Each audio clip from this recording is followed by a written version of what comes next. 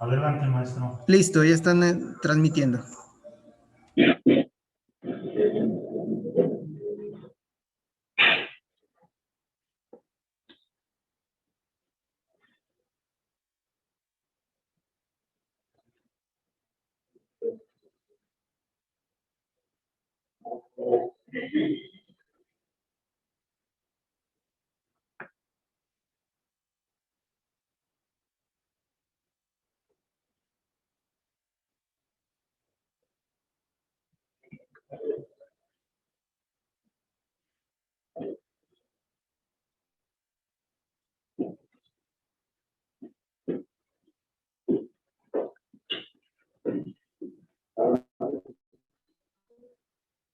¿Ya podemos comenzar?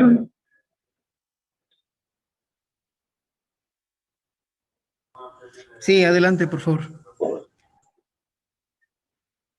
Muy bien, correcto. Bueno, sean todos bienvenidos a este evento tan importante que organiza el Centro de Ciencias Agropecuarias, y me voy a permitir dar lectura a un currículum del doctor Julio Macedo Barragán. Él es ingeniero agrícola por la Universidad Nacional Autónoma de México, maestro y doctor en Ciencias Pecuarias por la Universidad de Colima. Es profesor investigador de tiempo completo titular A de la Facultad de Medicina Veterinaria y Zootecnia de la Universidad de Colima. Es además investigador nacional a nivel 1, perfil PRODEP 2006-2023. Es miembro del cuerpo académico UCOL 11, Sistemas de Producción Agropecuaria, Producción Animal. Además es director, codirector y asesor de 22 tesis de licenciatura y 16 tesis de posgrado.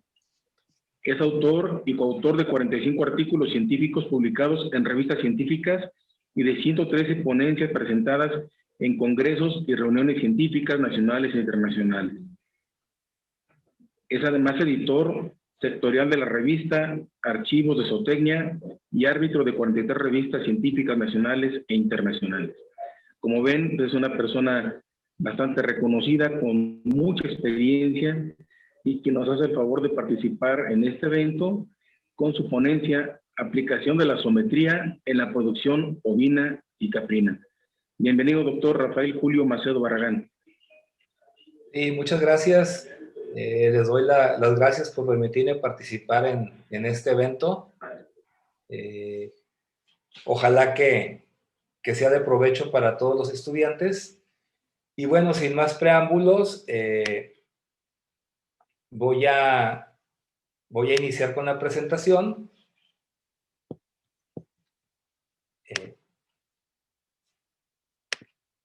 ¿Me informan si se está viendo bien?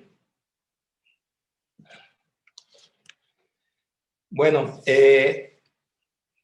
hoy vamos a hablar de un tema que es la aplicación de la zoometría en la producción ovina y caprina. Este es un tema que resulta poco abordado en México, aunque en otros países, como en Europa, principalmente en España, le dan mucha relevancia. Ellos aplican mucho la zoometría para tomar decisiones en sus sistemas de producción. Hace 10, 15 años, un grupo de investigadores en México de distintas universidades iniciamos de manera separada algunos estudios con las razas de zoometría que más se explotan en México. Y ahora les voy a presentar una serie de de investigaciones que hemos hecho, los resultados, y sobre todo sembrarles la inquietud de para qué sirve esta rama de la zootecnia. Bueno, la zoometría estudia las formas de los animales mediante mediciones concretas que permiten cuantificar la conformación corporal del animal. En la actualidad, la zoometría ha perdido bastante aplicación cuando hablamos de zootecnia, ya que la mayoría de los investigadores, la mayoría de los criadores, se basan en la genética y sobre todo se basan en caracteres productivos, ¿no? Para tomar decisiones. Producción de leche, producción de carne, producción de lana. Los que nos dedicamos a la zoometría, siempre hemos dicho que no pretendemos desplazar la genética o el mejoramiento genético como el elemento clave para la mejora de los hatos. Sin embargo, sí creemos que es un elemento complementario que ayuda a tomar decisiones. Entonces, nos va a servir para marcar tendencias productivas, deficiencias o técnicas, determinar dimorfismo sexual, inclusive comparar razas.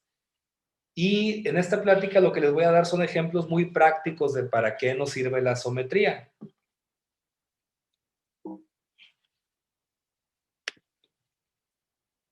Como ustedes pueden ver, aquí tenemos algunos imágenes y pueden apreciar que la zoometría se aplica en todas las especies, desde animales productivos como son los bovinos, los ovinos, los caprinos, hasta animales de compañía como pueden ser los perros, los caballos, que aunque en México no se consideran animales productivos, en otros países sí. Inclusive gallinas, ¿no? Hay muchos estudios zoométricos también en gallinas. Y ahí al centro de la imagen pueden ver ustedes algunos de los instrumentos que se utilizan, ¿no? Reglas, cintas flexibles, compases, bastones. Entonces, todos estos instrumentos nos van a servir para hacer una evaluación de los animales. Cuando hablamos de medidas corporales, cuando hablamos de zoometría, hablamos de medidas corporales. Nosotros iniciamos la zoometría tomando medidas corporales. Estas medidas pueden ser alzadas, longitudes, anchuras y perímetros de los animales. Por ejemplo, las alzadas más comunes son la alzada a la cruz, la alzada a la pelvis, la alzada al esternón, o, por ejemplo, el espacio entre el dorso y el esternón, que viene siendo la profundidad del pecho. En los animales también nosotros podemos medir longitudes. Por ejemplo, la longitud de la cabeza, la longitud del cráneo, la longitud del cuerpo, la longitud de la grupa. Podemos medir anchuras también en el animal, ¿sí? Anchura de cabeza, anchura de grupa, anchura entre encuentros, que es una medida, por ejemplo, de la anchura del pecho del animal. Podemos medir también perímetros torácicos, perímetros de caña, perímetro escrotal. Es decir, nosotros con la zoometría iniciamos tomando una serie de medidas en el cuerpo del animal. Lo interesante es que estas medidas por sí mismo sí nos dan alguna información. Podemos sacar, obviamente, estadísticas descriptivas, podemos obtener los promedios, los valores máximos, los valores mínimos, pero lo interesante es que cuando nosotros medimos el animal, al combinar estas medidas, nosotros podemos obtener índices. Estos índices son de dos tipos, los índices que se conocen como índices raciales, que nos van a permitir describir una raza, pero también tenemos índices productivos, índices funcionales que nos van a permitir conocer para qué sirve a una raza, o sea, qué funcionalidad tiene o qué aptitud zootécnica tiene. Entonces, por ejemplo, tenemos Un índice, por ponerles un ejemplo, el índice corporal que se obtiene dividiendo la longitud del cuerpo del animal entre el perímetro torácico, y este califica el cuerpo del animal entre brevilíneo, mesolíneo o longilíneo, es decir, si son cortos y compactos, si son largos o si son medianos. Después podemos también caracterizar la región del tórax. Dividimos la anchura del pecho entre la profundidad del pecho, y entonces el tórax también lo podemos clasificar como si es un tórax largo o un tórax compacto. La cabeza, por ejemplo, si nosotros dividimos la anchura de la cabeza entre la longitud de la cabeza, vamos a saber, por ejemplo, si los animales son dolicocéfalos, es decir, si su cabeza es más larga que ancha, o si son braquicéfalos, si son los cráneos más anchos que largos, o mesocéfalos, ¿no? Si tuvieran la misma longitud y la misma anchura. Y lo mismo vamos a hacer con la pelvis. Nosotros podemos clasificar la pelvis dividiendo su anchura entre su longitud, y podemos saber si la grupa es convexilínea o es concavilínea. Como ven, los índices lo que hacen es establecer una relación entre dos medidas, y la interpretación es muy sencilla. Si el índice es mayor a 100, significa que la medida que tengo en el numerador es mayor que la que tengo en el denominador. Y si es menor a 100, pues significa que la medida que está en el denominador es mayor que la que está en el numerador. Entonces, estos 4 índices me permiten describir al animal o describir la raza, es decir, yo puedo decir cómo es su cuerpo, cómo es su tórax, cómo es su cabeza y cómo es su pelvis. Pero luego entramos a los índices funcionales. Por ejemplo, los índices funcionales me van a decir para qué sirve el animal. Y entonces, por ejemplo, el índice dáctilo-torácico, yo lo obtengo al dividir el perímetro de caña entre el perímetro torácico. Y el índice láctido-costal, el perímetro de caña entre la anchura de pecho. Es decir, yo aquí relaciono la masa del animal con sus extremidades. Y entonces yo me doy una idea de qué tan fino es el esqueleto, y yo lo clasifico entre hipermétrico, eumétrico o el hipométrico. El índice dactilotorácico es menor, por ejemplo, a 10 en los animales lecheros y mayor a 11 en los de tipo cárnico, es decir, el perímetro de caña es menor en proporción a los pechos en los lecheros, son animales más finos y con menos, con un pecho mucho menos grande, ¿no? Por ejemplo, hay otro tipo de índices, el índice pelviano transversal y el índice pelviano longitudinal. El primero de ellos va a relacionar la anchura de la grupa entre la alzada a la cruz. Y el segundo, la longitud de grupa entre la alzada a la cruz.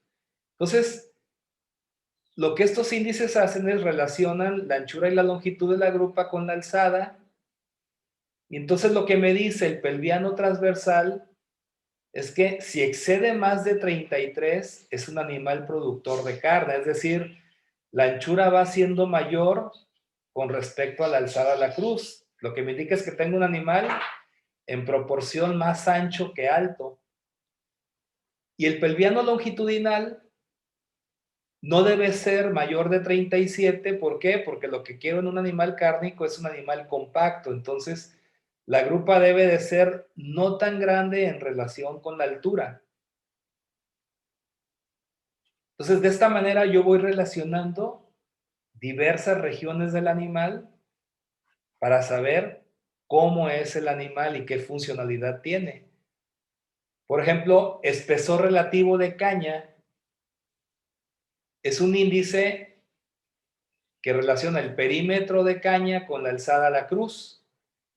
Entonces, muestra la relación entre las extremidades con respecto a la masa corporal. El de proporcionalidad, por ejemplo, divide la alzada a la cruz entre la longitud del cuerpo. Si es menor a 100, significa que el animal es más largo que alto, es decir, que su cuerpo me forma un rectángulo, y eso es típico de las razas cárnicas. Pero si este índice es mayor a 100, lo que me dice es que el animal es un cuadrado y que es más alto que largo, y esto normalmente se observa en razas de tipo lechero. El índice de profundidad relativa de tórax lo que hace es dividirme la profundidad de pecho entre la alzada y la cruz. Y si se fijan aquí, voy a tener una medida indirecta de la longitud de las patas. Porque la profundidad de pecho, pues es la alzada dorso-esternal. La medida que va del dorso al esternón. Y entonces, igual, lo que nos va a decir este índice es que entre más exceda de 50, significa que las patas son más cortas y el pecho es más profundo. Es un animal más chaparrito, por lo tanto es un animal de tendencia cárnica, es un animal, como dijimos, bajito y muy largo. Entonces, si ustedes ven un fenotipo cárnico y un fenotipo lechero, se van a dar cuenta que estos índices me van a describir perfectamente lo que estoy yo viendo en el animal.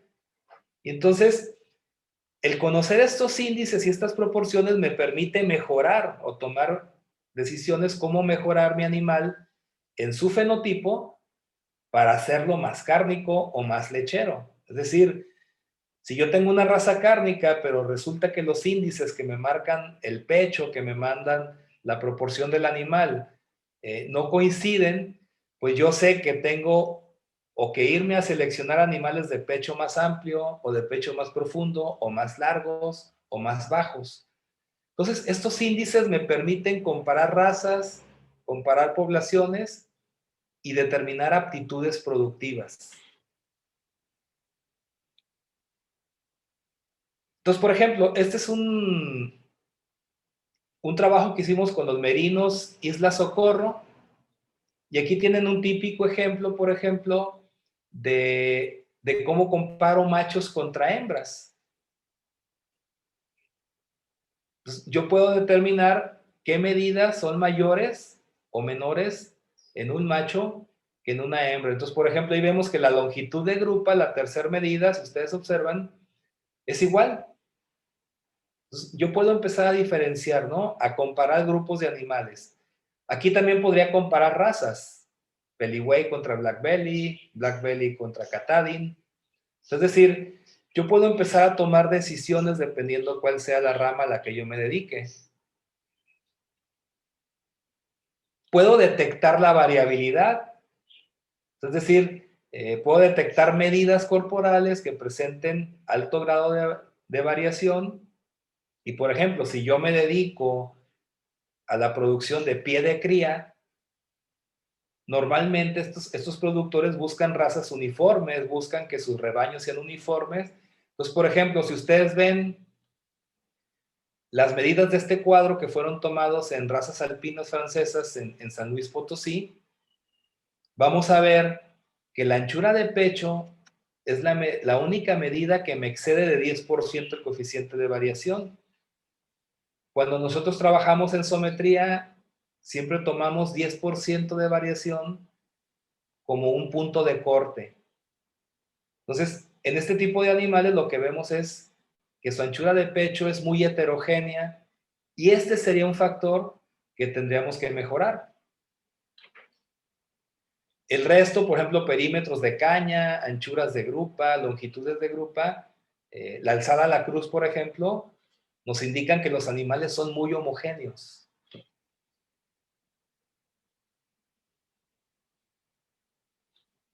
Aquí, por ejemplo, tenemos una raza lechera y vemos, por ejemplo, la importancia de la anchura de pecho. Yo tendría que homogenizar mis animales en función a la anchura de pecho, lo que me establece es que tengo un tórax amplio, que los pulmones tienen capacidad. Recuerden, producción de leche tiene muchísimo que ver con oxigenación. Entonces, yo aquí voy detectando mis tipos de animales y yo decido hacia dónde llevo mi selección. Anchura de grupa, por ejemplo. Muy importante, si yo detecto una gran variación en la anchura de grupa, pues entonces yo tengo aquí un carácter a seleccionar. Por ejemplo, ¿qué importancia tiene la anchura de grupa en la zootecnia? Si estamos hablando tanto de razas productoras de leche como de razas productoras de carne, lo que queremos es un canal de parto amplio y corto. Si mis animales, normalmente las cabras y los ovinos tienen una pelvis más larga que ancha. Si yo voy mejorando hacia tener una pelvis más ancha que larga, como les decía, voy a tener un canal de parto más corto y más amplio, lo que me va a permitir una mayor facilidad de parto.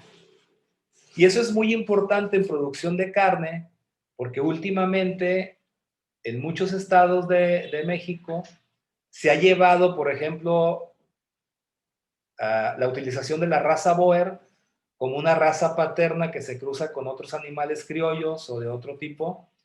Y entonces, obviamente, esto incrementa el peso de los cabritos. Y puedo tener problemas, por ejemplo, de partos distóxicos.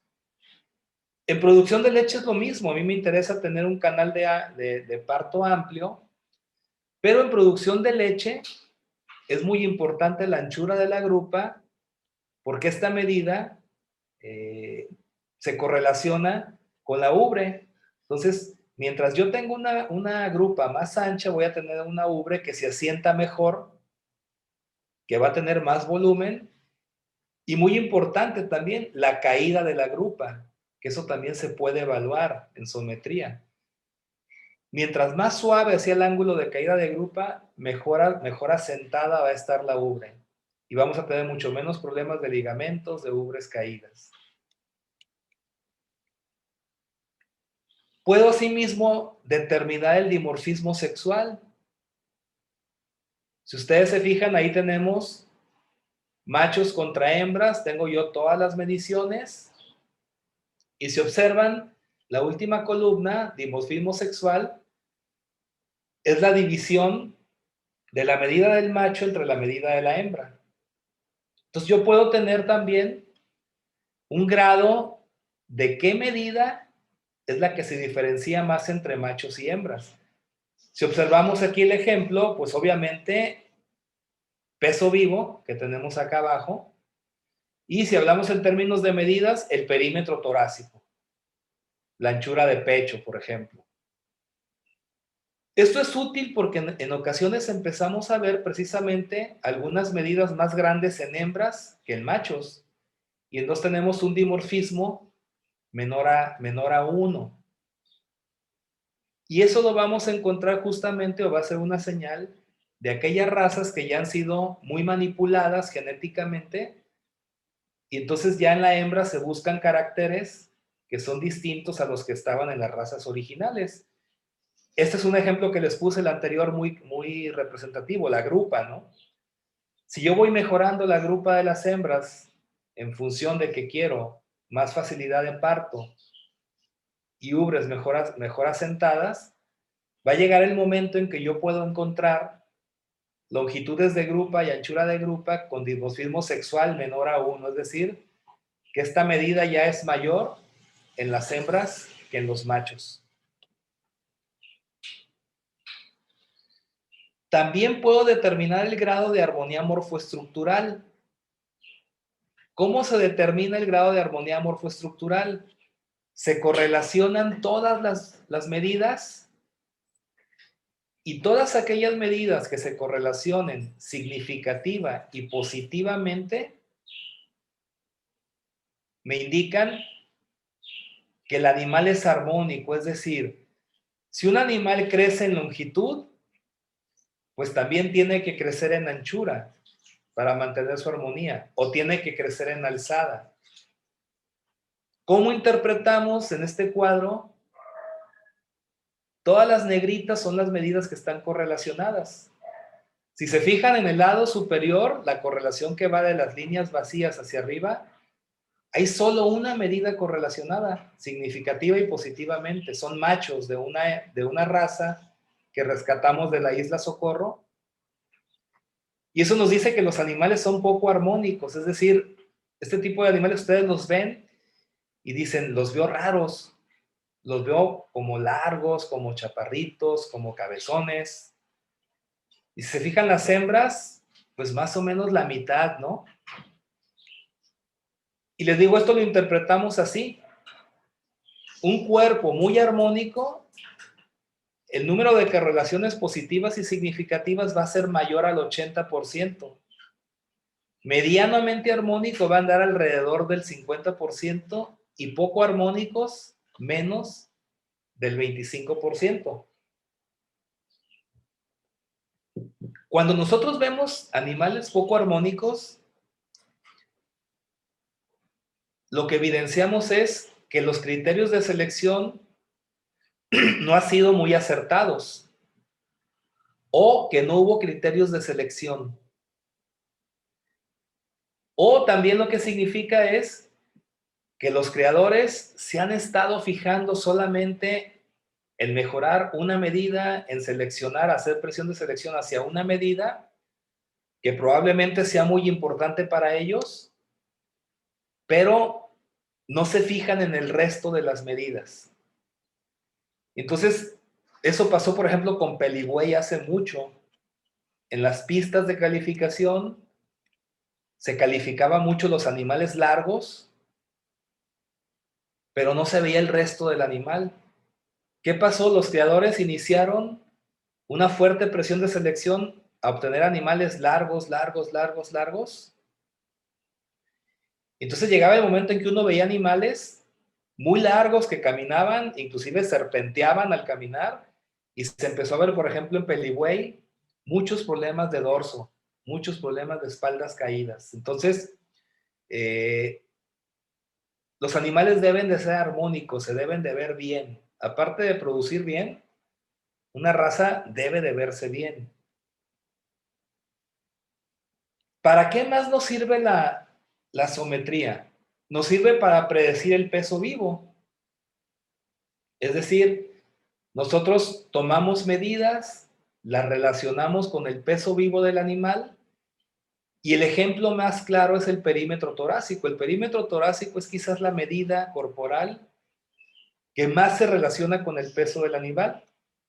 Hay razas, hay estudios en la que el perímetro torácico me explica más del 90% del peso del animal.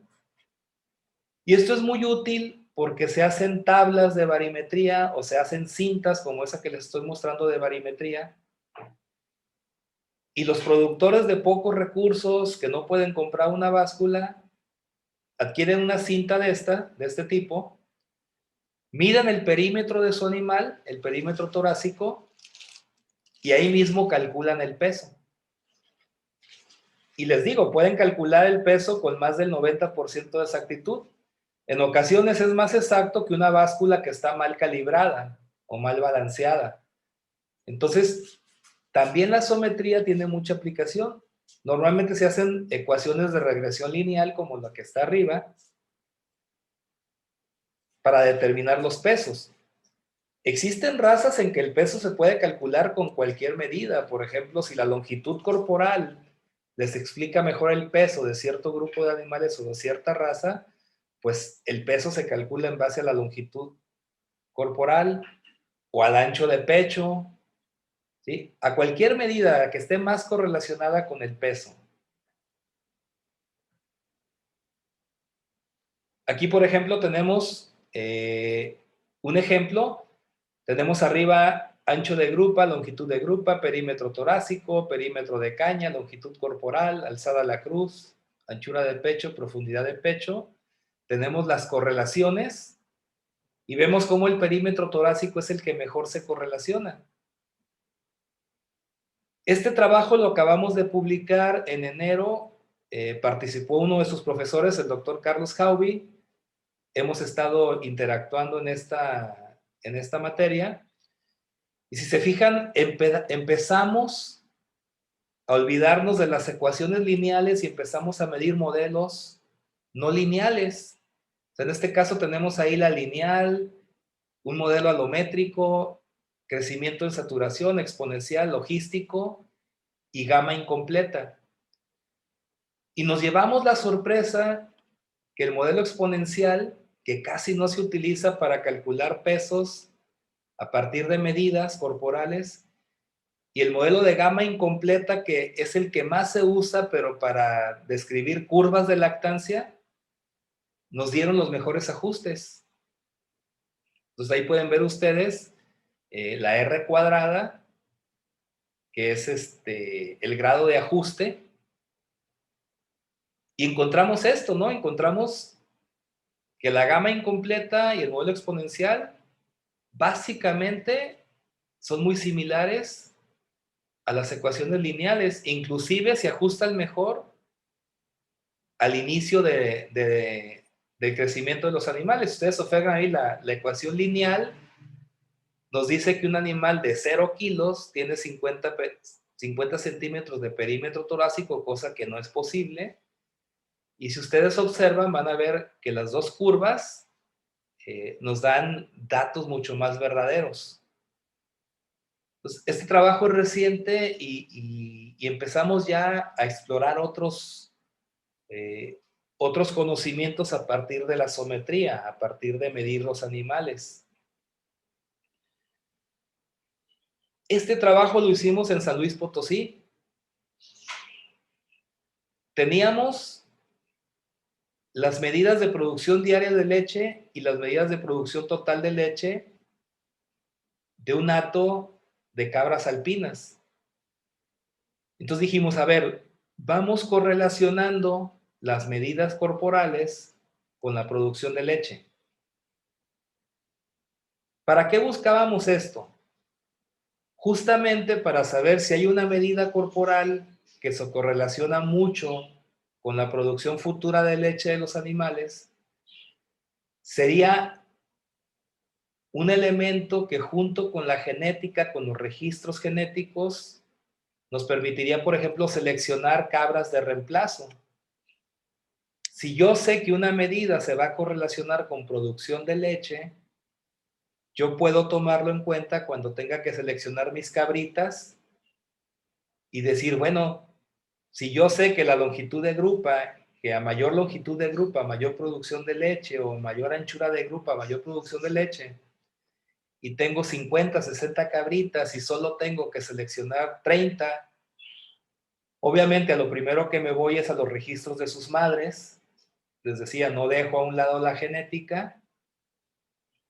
Y después digo, bueno, pues vamos dejando aquellas cabritas que presentan los mejores parámetros en estas medidas que se van a correlacionar en un futuro con producción de leche. Y aquí, asombrosamente, lo que obtuvimos es que el perímetro de caña fue la medida que más se correlacionó con producción de leche.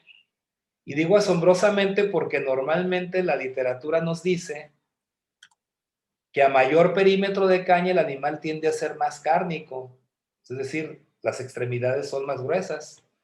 Entonces este es un trabajo preliminar, ¿no?, que hicimos y obtuvimos pues que sí, que las cabras que tenían mayor producción de leche eran aquellas que tenían el mayor perímetro de caña. Y aquí tenemos la relación, ¿no? Vemos cómo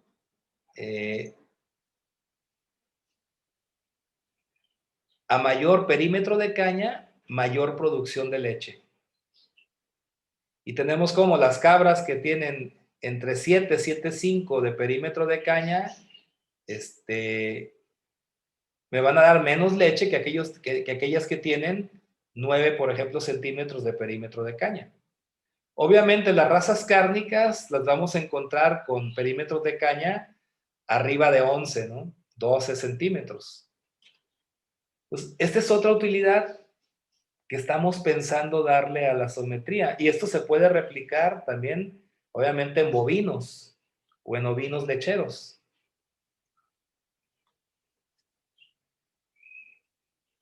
Un elemento bien importante en la sometría es el análisis multivariado. Si ustedes ya llevaron clase de estadística, se van a dar cuenta, o quizás vieron que el análisis multivariado lo que me permite también es medir la variación. Y tengo aquí varios tipos de análisis. Puede ser componentes principales, que me permite agrupar animales, por ejemplo, con una medida en común, los que tengan más parecido a una medida o menos parecido. Puedo también hacer análisis de conglomerados y puedo hacer también análisis de clúster. Ahorita les voy a enseñar los ejemplos de cómo nos sirve esto en la producción animal. Miren, por ejemplo, este es un trabajo que hicimos con borregas peligüey en Colima. Si se fijan, aquí están todas las medidas y nosotros lo que hicimos aquí fue hacer un análisis de componentes principales, es decir, tenemos 6,000 datos provenientes a 12 medidas, provenientes de 380 animales. Entonces, esas 6,000 medidas, cuando yo hago componentes principales, voy a obtener relaciones lineales. Si ustedes se fijan, cada componente principal es una relación lineal. El componente 1, si ven ustedes las líneas inferiores, me explica el 55% de la variación, es decir, me dice que el perímetro torácico, ese que está en negritas, es la medida más diferente entre los 380 animales que muestré, cosa que sería imposible percibir a simple vista.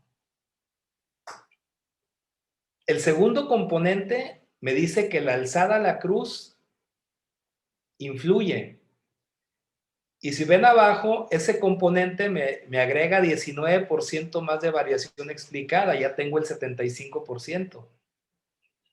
Después, el tercer componente me dice que la longitud del cuerpo es la otra medida que más contribuye. Entre los tres componentes, si ustedes observan ya al final, me explicaban el 86% de la variación de esos 380 animales. Es decir, lo que más influye en esos animales son el perímetro torácico, después la alzada a la cruz y después la longitud. Si ustedes ven, el dibujo que está a un lado es un dendrograma, es el análisis de clúster. Con base a esas medidas, yo puedo agrupar los municipios de donde vienen estos animales. Colima tiene 10 municipios. Entonces ustedes pueden observar que hay un primer grupo y los animales de Armería, Comala, Cuauhtémoc, Minatitlán y Colima son los que más se parecen en su perímetro torácico, en su alzada a la cruz y en su longitud. Después, los de Coquimatlán, Villa de Álvarez y Manzanillo, esos me van a formar otro grupo de animales parecidos. Y si se fijan al final, Ixtlahuacán y Tecomán se separan. Los animales de estos dos municipios son los que son muy diferentes a los de los otros grupos. Si ustedes observan, el grupo 1 y el grupo 2 se juntan después, es decir, son distintos pero no están tan alejados. Y el grupo 3 se va a juntar hasta el final, significa que estos animales sí son muy diferentes. Y esto me permite inclusive después comparar estos grupos. Entonces, si ustedes observan, los animales del grupo 1 son los que tienen el perímetro torácico más, menor tamaño de perímetro torácico, y los del grupo 3, los de mayor perímetro torácico. Y si se fijan, estos animales del grupo 3 también son los más chaparritos, los que tienen menos alzada la cruz. Y no son los más largos. Tienen una longitud intermedia. ahí añadimos profundidad de pecho y anchura de pecho.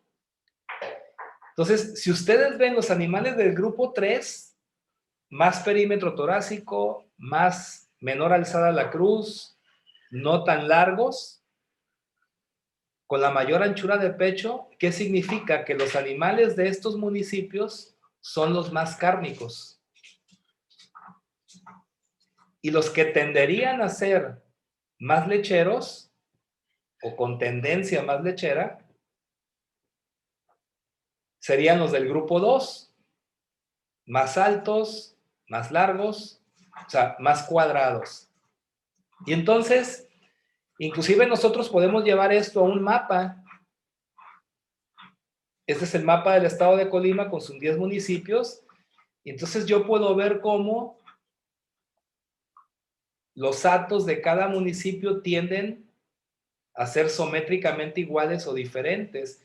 Si se fijan, Ixtlahuacán y Tecomán, los rojos son los del grupo 3, entonces ahí se me concentran los animales de fenotipo cárnico.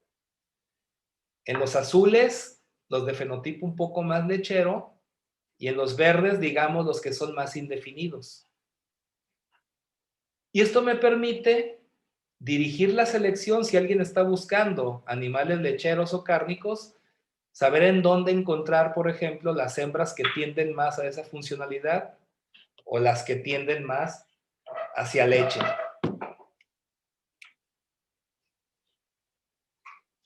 Otro ejemplo que vimos con análisis canónico discriminante, igual, aquí de manera horizontal tengo 12 funciones canónicas y al igual que en el otro ejemplo de componentes principales, si se fijan, cada uno me va explicando varianza. Por ejemplo, el canónico 1 me explica el 32% de la variación, el canónico 2 me explica otro 30%, el 3 otro 11%, el 4 otro 9%.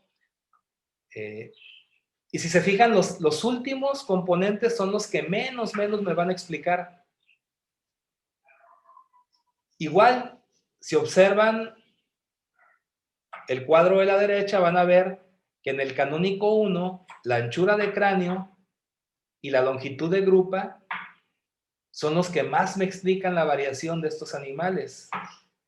Y en el canónico 2, también las correlaciones, los pesos más grandes están en longitud de cráneo y en anchura de grupa. Es decir, de 12, 13 medidas corporales que yo le tomé a estos animales, los cráneos y las grupas son lo que me explican la variación de estos casi 400 animales. Cosa que hubiera sido muy difícil de distinguir si simplemente veo los 380 animales de golpe. A diferencia del componentes principales, el canónico discriminante me agrupa cada animal. No me agrupa hatos, no me agrupa municipios, sino que aquí tengo representados cada uno de los 380 animales. Y entonces, con base a las funciones canónicas, yo tengo acá abajo la función canónica 1, la 2, y entonces yo sé que hacia la derecha tengo los animales con grupa más ancha, con cráneo más corto, y en el canónico 2, que es el eje vertical, hacia arriba tengo los animales con grupa más larga y abajo con cráneo menos ancho. Aquí pudo haber sido cualquier medida, perímetro torácico, longitud corporal. Entonces, si se fijan, yo aquí puedo empezar a distinguir animales que sobresalen en ciertas medidas. Y acá atrás tengo el hato, a un lado tengo el hato al que pertenecen. Y entonces es posible identificar los animales en cada hato o los hatos que tienen animales que tienden a una función zootécnica o a otra menor función zootécnica. En este caso, como les comentaba, aquí resultó que las grupas tenían mucha importancia y como les mencioné al principio de la plática, yo aquí puedo distinguir en dónde tengo hatos con grupas anchas o con grupas largas si yo quiero empezar a mejorar esta medida. Puedo ir a comprar ahí animales de grupas más anchas o puedo ayudarle a los productores diciéndole, ¿sabes qué? Tú aquí puedes tener un problema de partos distóxicos si metes una cruza terminal con una raza pesada. Tienes que mejorar las grupas de tus animales. Entonces, este manejo de la estadística combinado con la sometría me permite a mí tomar muchísimas decisiones, identificar muchísimas cosas. Detectar hibridación entre razas, por ejemplo, esto es bien importante. Aquí tenemos arriba un borrego peligüey, a la derecha un catadín, un black belly y abajo un catadín. Estos son los 3 animales ovinos de pelo, las 3 razas ovinas de pelo más importantes de México. Les comentaba, yo participé un tiempo en muchas ferias y los jueces, empezaron a juzgar a los peligüey como si fueran una raza cárnica, se iban mucho hacia tamaño, hacia longitud, hacia peso, y se les olvidaba que el peligüey era una línea materna, o sea, que el gran valor del peligüey es su fertilidad, su prolificidad y su rusticidad. Y como ustedes bien saben, pues el que gana en las pistas, en las ferias, el que gana los primeros lugares es el que vende más. ¿Qué hicieron los productores? Dijeron, bueno, si lo que se está juzgando es el tamaño del animal, la corpulencia, tengo 2 opciones, o hago selección con animales grandes, pero me va a llevar tiempo y trabajo, o hibrido con catadín. Y a la primera generación voy a tener animales grandes. Y la mayoría de los productores optaron por esto, por hibridar con catadín, y son tan parecidos que al final ya no se sabía en la pista si se estaba juzgando peligüey o catadín. Y los creadores de peligüey que hicieron esto empezaron a vender mucho, pero a la vuelta de los años, los productores empezaron a quejar, dijeron, ¿sabes qué? Tengo animales grandes, animales pesados, pero desaparecieron los partos triples, cada vez tengo menos partos gemelares, o sea, estoy perdiendo prolificidad y fertilidad. Esta situación yo la detecté hace mucho, y entonces lo que hice fue, dije, a ver, ¿qué es lo que no varía cuando se cruzan estas razas? Por efecto del sistema de producción, las cabezas y las colas. Es decir, si ustedes tienen un animal en un sistema extensivo con poca suplementación, pues sí va a estar más chiquito, más delgadito, pero la cabeza no se va a encoger, ni la cola. Y si le dan mucho de comer, pues igual va a ser un animal más grande, más robusto, pero la cabeza y la cola van a seguir iguales. Tomamos todas esas medidas de cara, de cráneo, de cabeza, de cola, y pues sí, nos dimos cuenta, si ustedes ven análisis de varianza, pues que efectivamente el catadín tiene las mayores medidas en la cabeza y la cola, pero sorprendentemente muchas ya eran iguales al peligüey. Por ejemplo, el peligüey, cuando yo estudié hace 30 años, nos decían la cola es cortita, chiquita, triangular, y el catadín es una cola larga, esponjada, ¿no? Como de mapache. Y sorpresa, ¿no? Las 3 razas tienen ya más de 35 centímetros de longitud de cola, cuando la longitud de cola del peligüey antes no pasaba de 30 centímetros. Y aquí empezamos a sospechar ya que pues evidentemente había mucha hibridación de peligüey con catadín y de black belly con catadín, porque el black belly tiene la ventaja de que su color de capa es muy dominante, entonces enmascara muy bien el catadín. Va a dominar mucho el color de peligüey, de black belly. Hicimos el canónico discriminante y pues obtuvimos que la anchura de la punta de la cola y la anchura de la base de la cola y la longitud de la cola era lo que nos explicaban más, ¿no? Las diferencias entre estas razas. Y cuando hacemos el análisis discriminante, pues pueden ver ustedes acá cómo mucho del peligüey se pasa hacia el lado de catadín, que son los triangulitos, y peligüey y black belly acá arriba están muy juntos. Peligüey y black belly están juntos porque estas razas han evolucionado juntas. Y eso no es problema porque son igual de fértiles, de rústicas, de prolíficas. Es decir, si ustedes tienen un rancho donde tengan hembras cruzadas, Peligüey y Black Belly, no pasa nada. Van a tener 2 excelentes líneas maternas. Pero si empieza a haber Catadin, van a perder esos atributos. Entonces lo que nosotros vimos, si se fijan en el cuadro a la derecha, es que el 100% del Catadin está bien clasificado, cumple con su clasificación. Pues sí, porque a los de Catadin no les interesa meter ni Peligüey ni Black Belly. Están vendiendo mucho. Pero si ustedes se fijan, un 17% del Peligüey ya se cataloga como Catadin, con base a sus medidas morfométricas. Y 58% de Peligüey ya se parece a Black Belly, les digo, pero eso es normal y es común. Y de Black Belly, si se fijan, un 30% también ya se mezcla con Peligüey y un 10% ya comparte medidas con Catadin. Entonces, esto nos permitió realmente darnos cuenta de una manera matemática que efectivamente ya las razas están perdiendo sus características sométricas debido a la hibridación. Y bueno, eso sería hasta aquí. La verdad es que es un tema muy extenso que da para mucho. Realmente aceleré un poquito para terminar. Y bueno, miren, este es un hato de Peligüey que manejé hace muchos años. Y vean lo que se puede lograr con selección. Es un hato en donde había más partos triples y cuádruples que sencillos. Y vean las ubres, ¿no? Estas borregas les faltaba un mes para parir. Y tranquilamente mantenían 3, 4 corderos. Entonces, nosotros podemos con la sometría, les comentaba, sin hacer un lado la genética, el mejoramiento genético, apuntalar mucho el mejoramiento de nuestros hatos y llevar a los animales hacia donde nosotros queremos.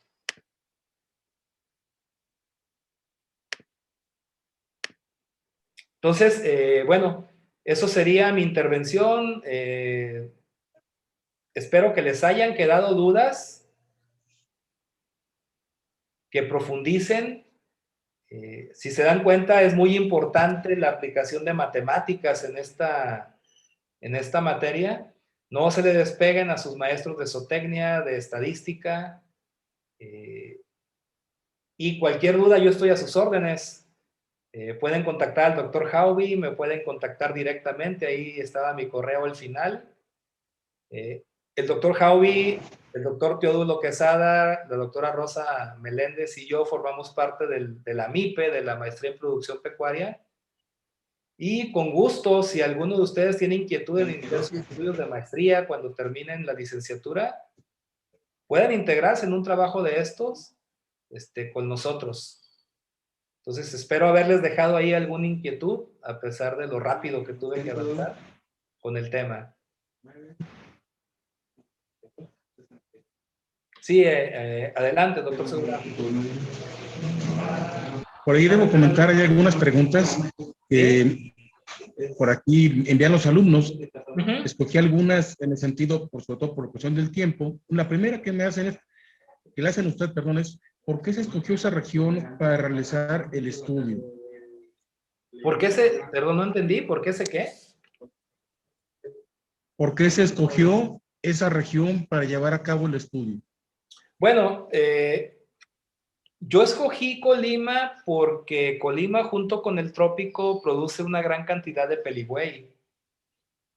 Y realmente en los trópicos es donde se maneja el Peligüey y nos empezamos a dar cuenta justo que cada vez el Peligüey, cuando iban productores de trópico al centro, a las ferias, sobre todo Tepatitlán, que es donde se empieza a desarrollar toda esta genética de Peligüey, inclusive Puerto de Nieto, ahí en Aguascalientes, en un momento tuvo mucho auge. Cada vez empezábamos a ver animales que parecían más Catadin que Peligüey. Y entonces nos preocupaba porque si ustedes recuerdan el sistema de producción de ovinos, mucho del ovino que se engorda en el centro de México proviene de los trópicos. Entonces los trópicos manejamos razas rústicas, fértiles, prolíficas, y producimos una gran cantidad de cordero que después va hacia el centro, hacia la producción. Entonces, no nos interesa perder peligüey ni catadín. Nos interesa tener animales que nos paran 2, 3 corderos y no uno. Entonces, básicamente por eso lo hicimos acá en esta zona tropical. Correcto. Muy bien.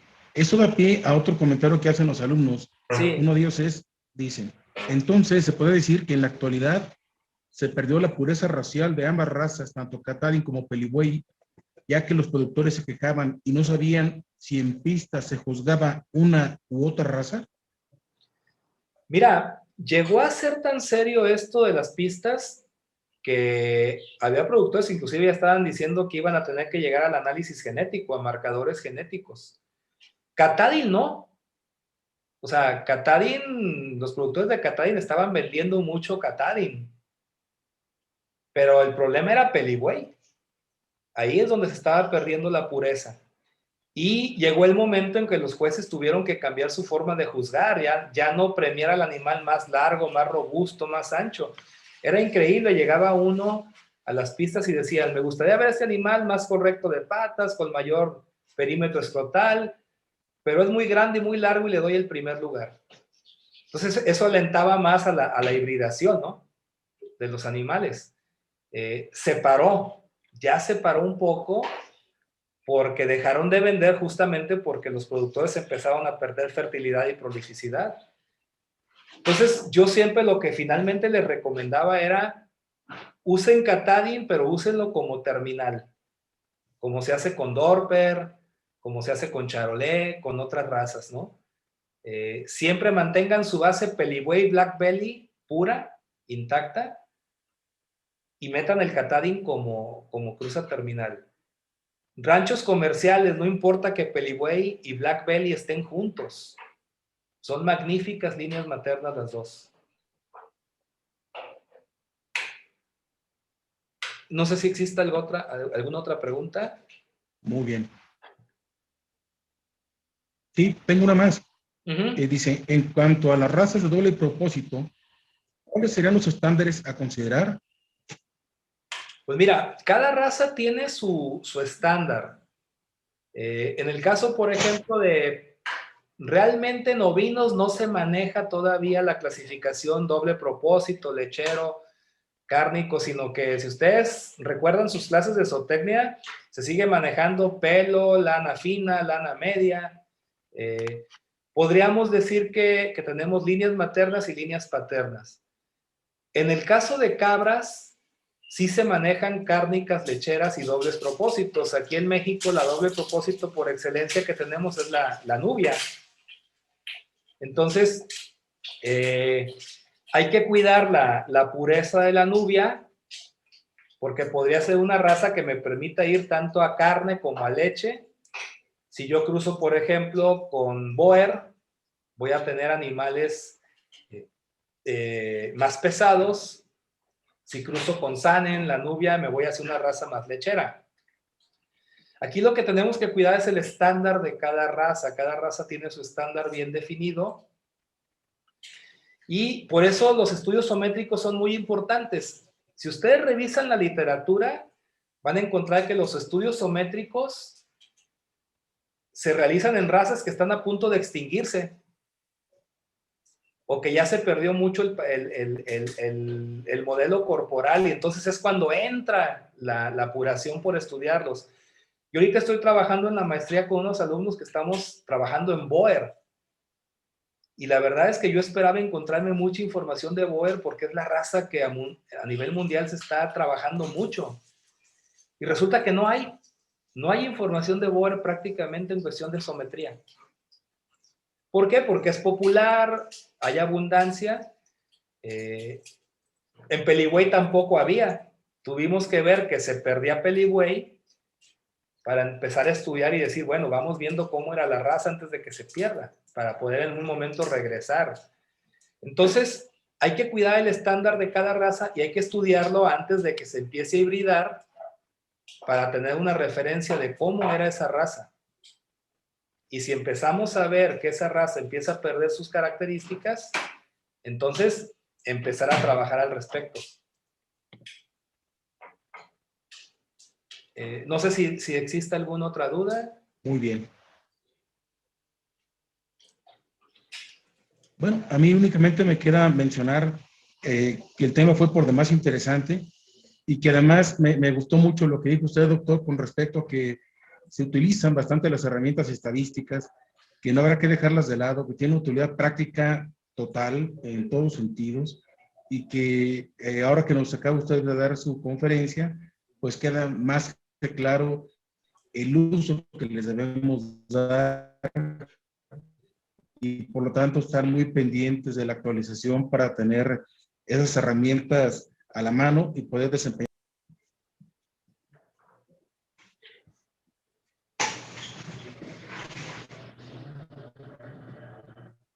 Sí, mira, yo siempre le digo a los alumnos, a mis alumnos, que no le tengan miedo a las matemáticas.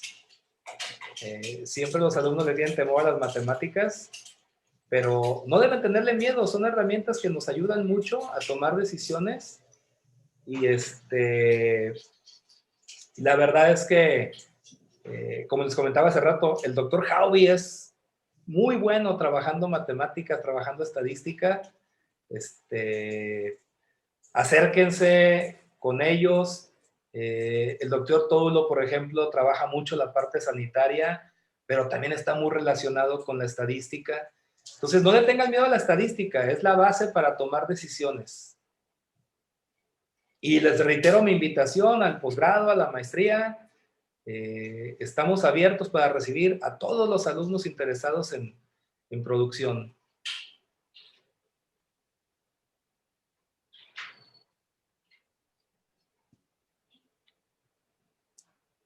Sí, Muy bien, adelante. doctor, pues no me queda más que agradecerle a nombre de nuestra Universidad Autónoma de Aguascalientes su participación y habernos aportado un tema tan interesante como este que tiene mucho para seguir discutiendo.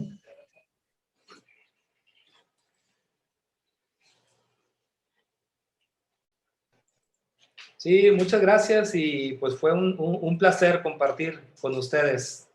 Esperemos más adelante poder volverlo a hacer. Muchas gracias, doctor Rafael Julio Macedo Barragán. Muy amable. Hasta luego. Gracias. Hasta luego.